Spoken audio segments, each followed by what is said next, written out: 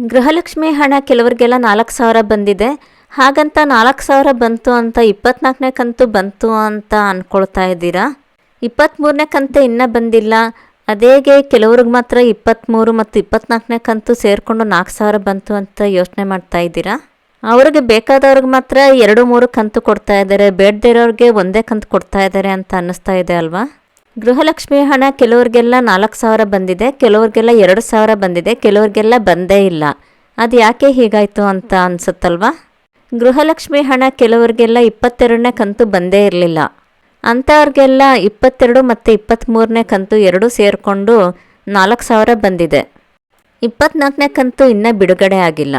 24, 25, 26ನೇ ಕಂತನ್ನೆಲ್ಲ ಸದ್ಯದಲ್ಲೇ ಬಿಡುಗಡೆ ಮಾಡ್ತೀವಿ ಅಂತ ಸಚಿವೆ ಲಕ್ಷ್ಮೀ ಹೆಬ್ಬಾಳ್ಕರ್ ಅವರು ಹೇಳ್ತಾ ಇದ್ದಾರೆ.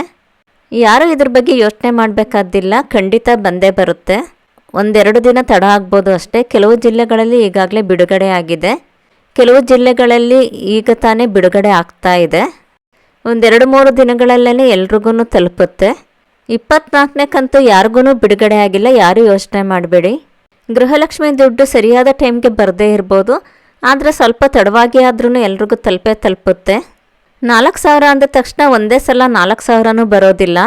22ನೇ ಕಂತು 2,000 ಒಂದು ಸಲ ಬರುತ್ತೆ, 23ನೇ ಕಂತು 2,000 ಇನ್ನೊಂದು ಸಲ ಬರುತ್ತೆ. 2,000 ಬೆಳಗ್ಗೆ ಬರ್ಬೋದು, 2,000 ಮಧ್ಯಾಹ್ನ ಬರ್ಬೋದು, ಇಲ್ಲ 2,000 ಇವಾಗ ಬಂದರೆ 2,000 ನಾಳೆ ಬರ್ಬೋದು. 22ನೇ ಕಂತು ಬಂದಿಲ್ಲ ಅಂತ ಹೇಳೋರ್ಗು ಒಟ್ಟಿಗೆ 22 ಮತ್ತು 23ನೇ ಕಂತು ಬಂದಿದೆ.